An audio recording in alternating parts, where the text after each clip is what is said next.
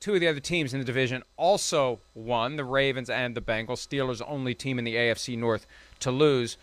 And speaking of the Ravens, John Harbaugh, coach in Baltimore, said that Lamar Jackson, who missed Sunday's game with an illness, non-COVID illness, third different week this year that he's had an illness. He had COVID back in training camp. He had a back problem that caused him to miss a couple of practices.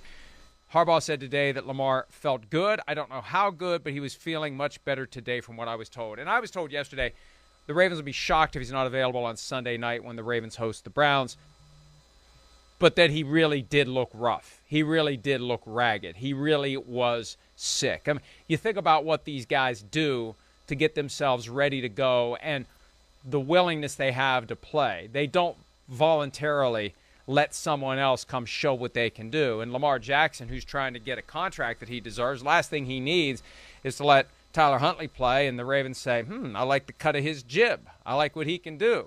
Maybe we don't need to give Lamar Jackson $40 million a year. He doesn't need that. He doesn't want that. And there was no contractual component to it. I think some people were trying to link the lack of a contract with Lamar Jackson's illness. He was truly sick. And, he's not clamoring for a contract. That's what's frustrating about it. He doesn't have an agent who's saying, you better pay my client or else. He's just fine with it. He's so fine with it, he's at a disadvantage. The reality, though, is he's had this illness 3 different times. He's feeling better. They expect him to be good to go Sunday night. But it almost reminds me of Percy Harvin's migraines. You never quite knew when it was going to happen. You just kind of had to always expect that on a given Wednesday, Thursday, or Friday, he wasn't going to practice due to a migraine, and maybe he wasn't going to play due to a migraine. It just reminds me of that kind of randomness now that we have to expect, where Lamar Jackson may be ill and may not be able to play. I mean, when it happens 3 times in 11 weeks, you have to expect, or at least not be surprised when it happens, Charean. I did wonder, Mike, he's had COVID twice now, and he missed a game last season with COVID, and I do wonder if it's some lingering condition from twice having COVID. But whatever it is, I don't question whether he was ill or not because, again, his toughness, you just can't question that. I think he's as tough as they come in this league. You look at all the hits that he's taken, what he's done for his team. He's carried this team on his back. And if he was healthy enough and felt good enough to play on Sunday, he would have been out there. If they need him against the Browns, because he's been so very good against the Browns, 4-1 in his career against the Browns, 10 touchdowns, 2 interceptions. They'd love to have him out there, obviously, every week he can play.